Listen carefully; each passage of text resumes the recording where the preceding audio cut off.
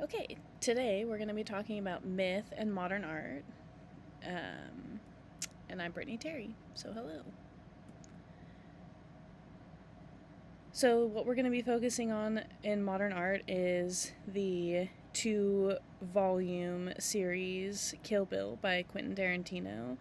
We're going to be looking at this film through a feminist critique as an allegory.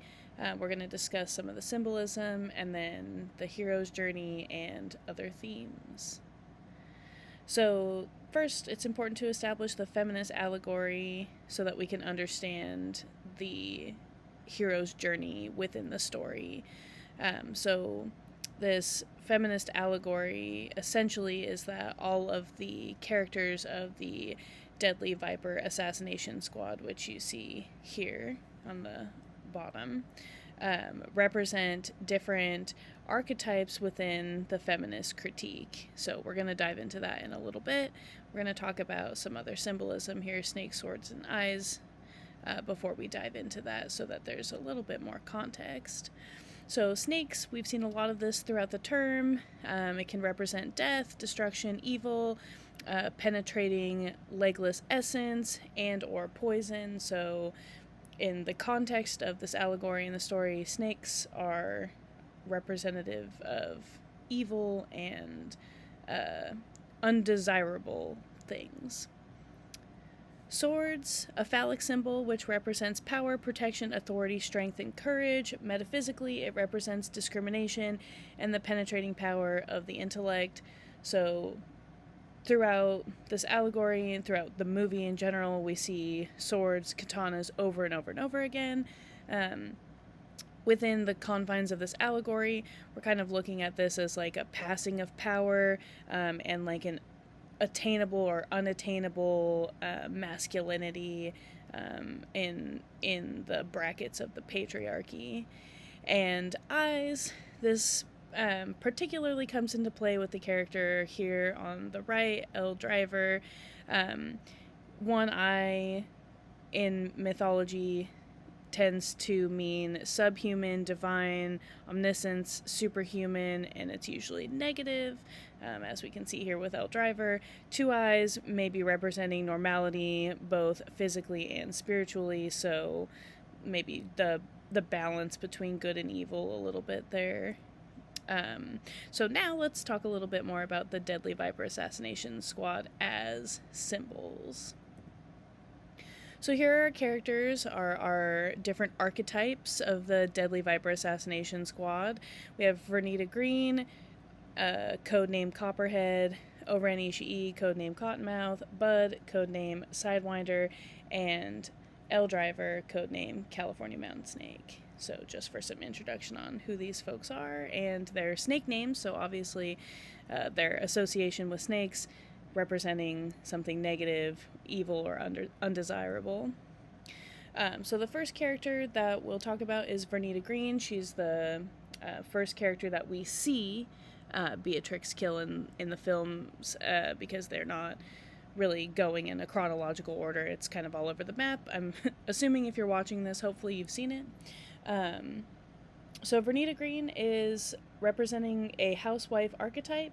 So when Beatrix, our main character, is killing her, it is essentially like terminating her maternal side. The mother, this is a quote from the Dictionary of Symbols, the mother is the archetypal feminine, symbolizing all phases of life, fertility, eternal renewal and rebirth, protection, shelter, warmth, and nourishment. So basically this is like Beatrix killing what she believes is the patriarchal expectation of her as a woman who was pregnant. This is killing the side of her that felt trapped under the societal expectations of what motherhood looks like. O-Ren Ishii is representative of the feminist and racial archetype and stereotyping of the exotic other, otherwise known as kind of a femme fatale archetype. She is portrayed as easy to find and braggadocious about her position of power, running the Tokyo underworld, heading the Yakuza, and leading the Crazy 88. She is a powerful, almost girl boss type character, but she also represents the threat of an exotic other that the patriarchy thrives on because it is an act of subordination when we turn against other women, especially vulnerable groups of women, such as those who belong to marginalized communities. Even to the Yakuza, she is othered.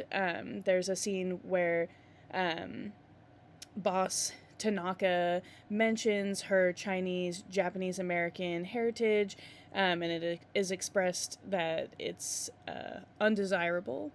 And so when he brings up her upbringing, she doesn't respond well to that, and she beheads him, and then mentions that if anybody else mentions her heritage, that she will, quote, collect their fucking head. So a taboo subject, and it just further emphasizes the othering of her character. And then when she has her battle with Beatrix nearly decapitates Oren. This is kind of symbolic that they are equals in skill and ability, and thus Beatrix overcomes her feelings of insufficiency or fear of the exotic other. So now we're going to move on to these kind of two characters in tandem with one another because they play well off of one another as symbols. So we're going to talk about Elle Driver and Bud, and the dynamic between these two communicate a shift in the dynamic of the film and within the confines of our allegory. So we're going to first essentially kind of set the scene of Bud's character.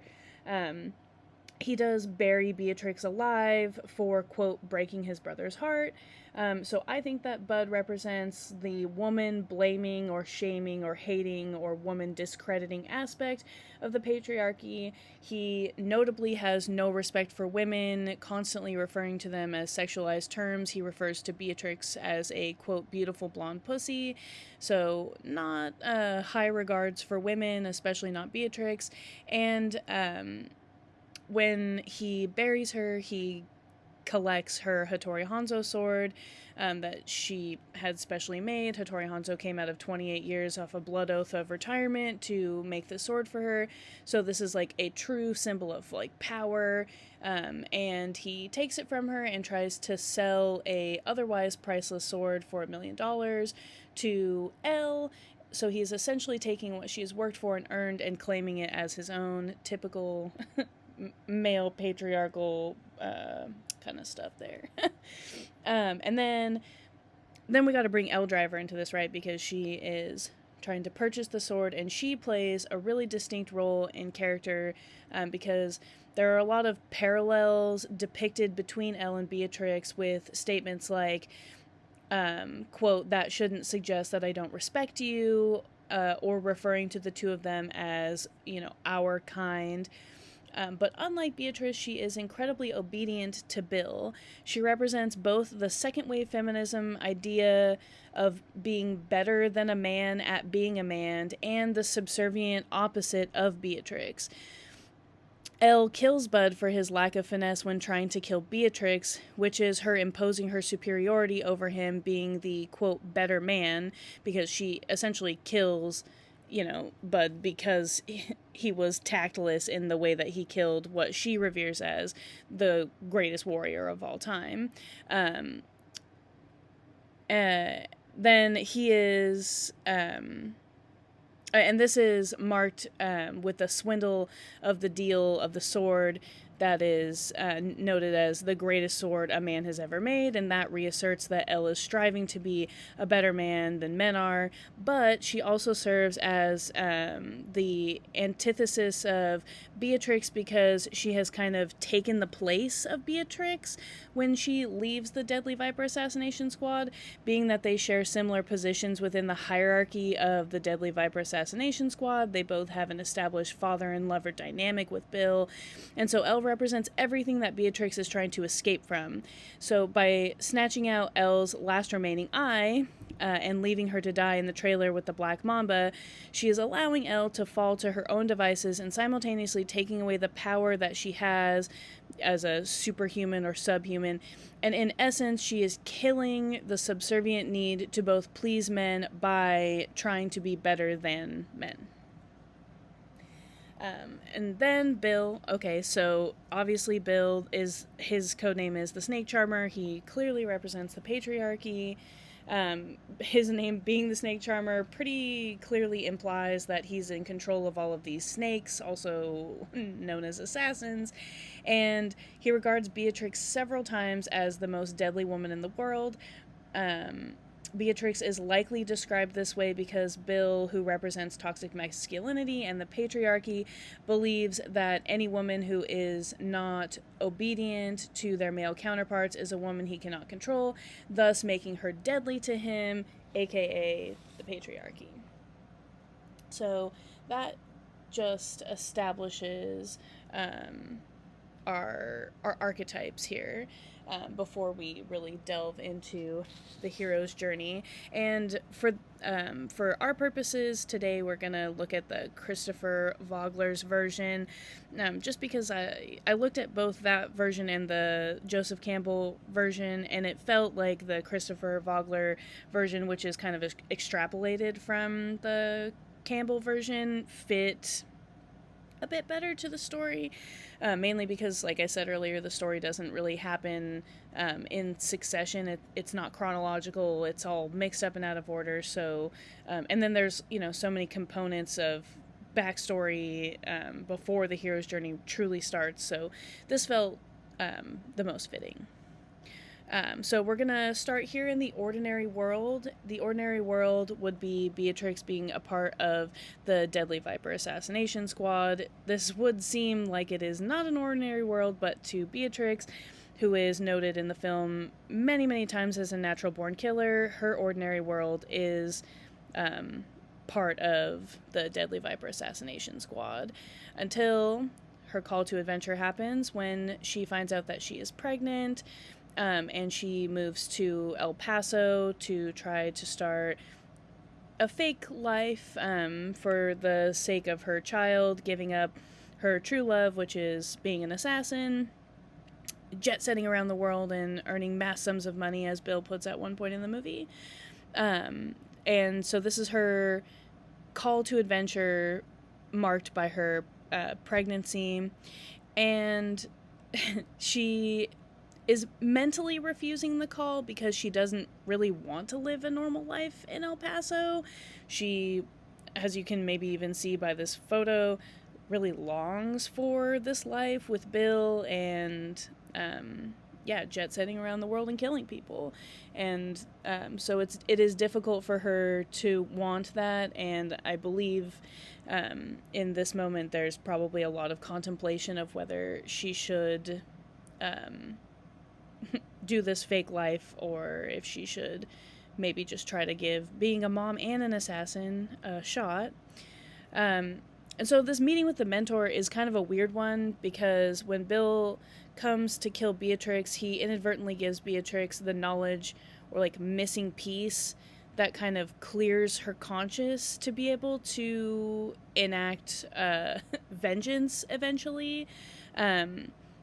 When he is about to shoot her in the head, he said, "There's nothing sadistic in my actions, and this is me at my most masochistic," constantly saying "my gal," or explaining that even though her side of the aisle has always been a bit lonely, he would not want to be anywhere else. So he's giving her a lot of reassurance, like a mentor would, and offering her help and guidance in a way, but in what we would normally expect a mentor to say isn't as fitting for somebody whose ordinary world is being an assassin. So yes, in a way you can say that in these moments he kind of cleared her conscience to be able to seek revenge and ultimately achieve redemption later in the film. So now we're crossing the threshold into the special world. This comes from being shot and subsequently being put in a coma and waking up to everything being taken away from her, her assassin life and also her fake life and her child. And this sets off her bloodthirsty quest for revenge, but is also the moment where she's able to seek redemption, the action of regaining and gaining possession of something in exchange for payment or clearing a debt. That is the, definition there of redemption, and beginning the quest to define her femininity and her identity for herself. So this is her setting out on her journey into the special world. Tests allies and enemies. When she meets Hattori Hanzo, he, like I mentioned earlier, breaks a 28-year blood oath that he would never make a weapon of death again, and he does it anyways. And in that same vein, the approach to the innermost cave, staying with him, learning from Hattori Hanzo for a month while the sword is being created. These are all the steps that Beatrix is taking in order to prepare herself for what is about to come, which is the ordeal where she just kills everybody. And this ordeal is like the climax of the quest, because this is where she's actively getting revenge. She's actively seeking redemption. She's killing these, in our allegory, she's killing these various parts of like these feminist archetypes, and trying to establish her own identity and decide for herself who she is in a world where she feels like everything is ripped apart from her. The reward. So after she kills almost everybody except for Bill, the revenge is the reward, because she feels like the debt, in a way, is cleared from these other people. They tried to take her life from her, they took her child from her, they took her friends, they took her fiance, they took everything from her. So for her, in this moment, the reward is the gratification that she gets from revenge or seeking vengeance, which leads her to the road back. It is represented by her searching for Bill so she can regain control of her life. This is like the final step that she needs in the quest of revenge and redemption, which leads us to the resurrection.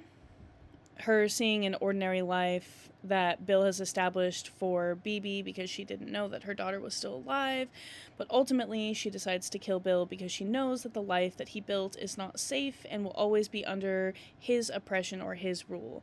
So it's not even at this point necessarily about the fact that she is a murderous assassin.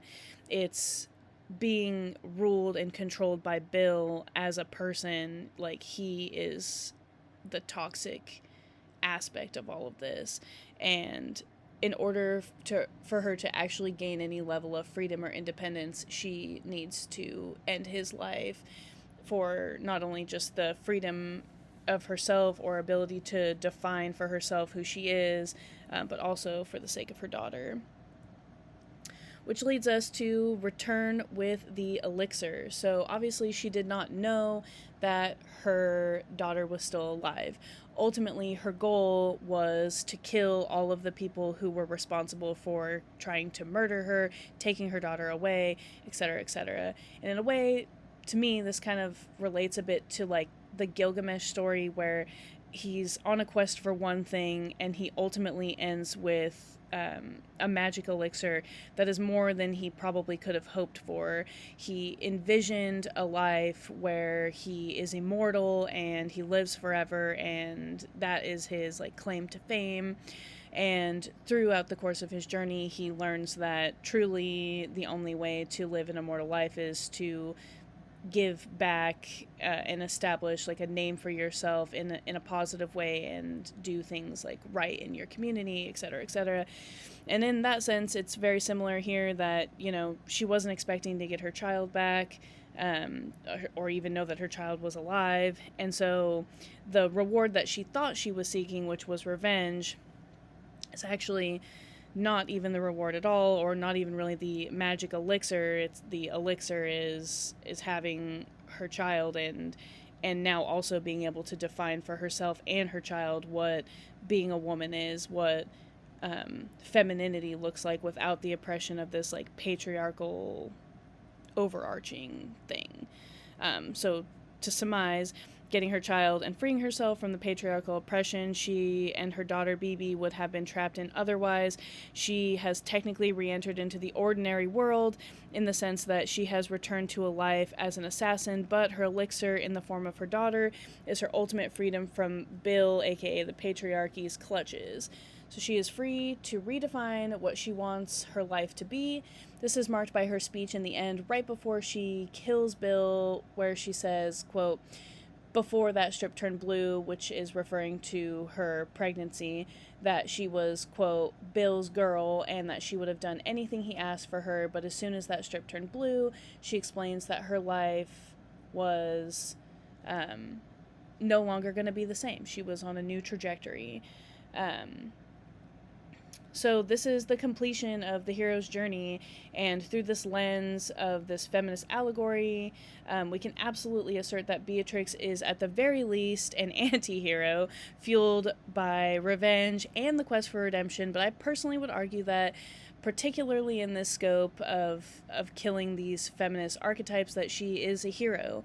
And as we learned in the lecture, our heroes are not perfect, nor should we expect them to be, but for all intents and purposes, I believe that Beatrix is a hero because she achieves redemption by clearing what is owed to her and simultaneously freeing herself from the clutches of evil, aka the patriarchy. So the themes that we see throughout the story: heroism, justice and revenge, and redemption, which we can see all of those themes happen frequently in mythology. Thank you so much for listening to my presentation. It was super fun to do this project. I had a great term. I learned a lot, and yeah, so thank you so much for allowing me to have this freedom with this project, and I hope you enjoyed it. And here are my sources for reference. I obviously used the films for all of the quotes, and then I also have my sources here for the hero's journey breakdown that was a bit different from the course breakdown, and then the symbol dictionaries for reference for the symbolism. So thank you so much.